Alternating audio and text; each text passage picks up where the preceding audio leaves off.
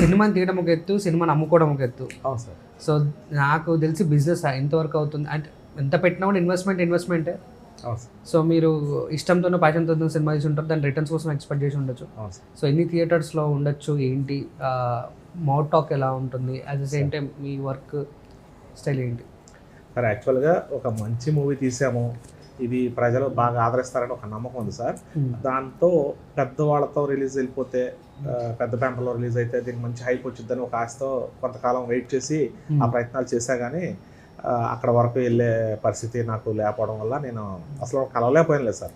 నాకు పెద్ద బ్యాక్గ్రౌండ్ లేకపోవడం వల్ల అంటే ఎవరిని కలవలేకపోయాను. ఇంకా వెయిట్ చేసి నేను ఒకటే నమ్మాను సార్, సినిమాలో కంటెంట్ బాగుంది, కంటెంట్ ఉంటే ప్రజలకి పెద్ద బ్యానరా చిన్న బ్యానరా బ్యాటింగ్ ఆర్టిస్టులా చిన్న ఆర్టిస్టులా అనేది వాళ్ళకు ఉండదు.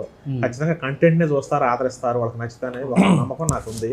సో నా స్థాయిలో నేను చాలా కష్టపడి తక్కువ థియేటర్లో చిన్నగా ఓన్గానే రిలీజ్ పెట్టుకున్నాను సార్. 100 థియేటర్స్? 100 కూడా కాదు సార్, 100 కూడా కాదు. తక్కువ. ఓకే. అంటే రీసెంట్గా నేను ఎందుకంటే కంటెంట్ నచ్చితే కొత్త వాళ్ళని, మీరు అన్నట్టుగా కొత్త వాళ్ళని చాలామంది ఆదరిస్తారు Telugu audience, not only Telugu audience and మిగతా స్టేట్స్లో కూడా ఆదరిస్తారు సార్. రీసెంట్ రాంబాయ్ అనే ఒక సినిమాతో, రాజవర్స్ రాంబాయ్ అనే సినిమా ఇలాంటి విలేజ్ బ్యాక్ డ్రాప్ సినిమానే కాబట్టి దాన్ని చాలా ఇష్టపడ్డారు. పార్ట్ ఫ్రమ్ అది పక్క పెడితే తెలుగు అమ్మాయిలని, అంటే టు బి హానెస్ట్ ఆడియన్స్ మీ కూడా తెలుగు అమ్మాయిలని ఎందుకు తీసుకోవట్లేదు చాలామంది క్వశ్చన్ చేస్తారు, అమ్మాయిలు అడుగుతుంటారు కూడా. తీసుకుంటే ఇలాంటి ఇష్యూస్ ఉంటాయి, చాలా ఇష్యూస్ ఉంటాయి. సో అందుకోసమే తీసుకోవట్లేదు.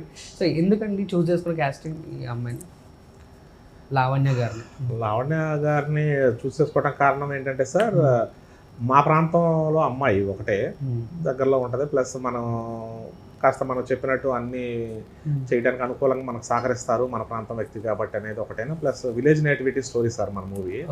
సో ఆ కట్టుబాట్లు సాంప్రదాయాలు కూడా తెలిసిన అమ్మాయి అవటం వల్ల నేను ఇంకా యాక్టింగ్ ఈజీగా చేయించుకోగలను అనే ఒక ఆలోచనతో తీసుకున్నాను సార్.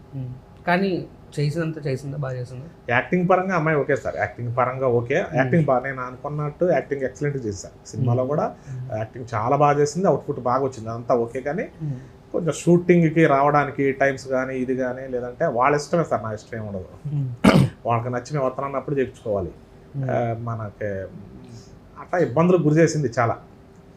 ఇప్పుడు ప్రమోషన్స్ కూడా మాకు సహకరించట్లేదు. సో మా కింద వచ్చినప్పుడు అటు చూసినాను, హీరోయిన్ లేదని అడుగుదాం అనుకున్నాం సార్. సో ఈరోజు కూడా చాలా బతిలాడు సార్ ఇంటికి, ఇట్లా రండి అమ్మా సినిమా రిలీజ్ అవుతుంది కదా అని చెప్పేసి. అంటే అగ్రిమెంట్ రాసుకోలేదా? అంటే సినిమా అగ్రిమెంట్ రాసాం సార్, అగ్రిమెంట్ రాసుకున్నాం, అగ్రిమెంట్లో అన్నీ ఉన్నాయి కండిషన్స్. కానీ ఏం చెప్తాం సార్, ఏమంటాం సార్, అగ్రిమెంట్ రాసుకోకపోతే అంటే నాకు నేనే కదా సార్ చిన్న డైరెక్టర్లో ఇలాంటి వాళ్ళు ఎవరైనా బతిలాడుకోవడం తప్ప వేరే ఆప్షన్ లేదు సార్ మాకు. చిన్నవాళ్ళం ఉన్న కొద్దిమంది వీళ్ళు కూడా సహకరించకపోతే బతిలాడుకోక ఏం చేస్తాం సార్ ఇంకా.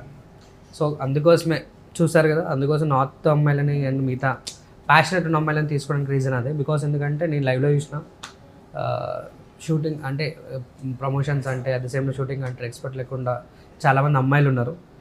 సో తెలుగు అమ్మాయిలు, అందుకోసమే చాలామంది డైరెక్టర్స్ ఎంకరేజ్ చేయరు, ఐ థింక్ సో. ఓకే.